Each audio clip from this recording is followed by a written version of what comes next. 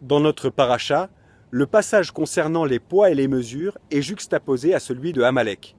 Le Midrash nous enseigne que c'est donc à cause de la tricherie sur les poids et mesures que vient Amalek. A priori, on ne voit pas le rapport. En effet, pour comprendre cela, il faut rappeler ce que nous disent nos sages sur le Yetzer Hara. Il ne vient jamais nous inciter d'entrée de jeu aux fautes les plus graves. Il commence léger. De fait, tricher sur les poids et mesures peut paraître peu important, léger, mais cela amène inexorablement au vol pur et simple. On commence d'abord par se dire que l'on peut voler tel groupe de personnes et pas l'autre, ou jusqu'à telle somme et pas plus, etc., jusqu'à ce que les scrupules disparaissent complètement. Le Amalek spirituel, celui qui se trouve en chacun de nous, agit de même.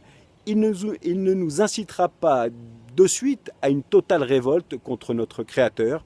Il commence léger, en introduisant à nous un petit safek, le doute avec lequel il partage la même valeur numérique.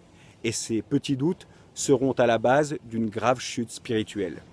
Le seul moyen de prévenir une telle situation est d'être très précis sur les poids et mesures, non seulement au sens simple, mais aussi au niveau spirituel, c'est-à-dire de respecter avec précision les ordonnances de notre Sainte Torah.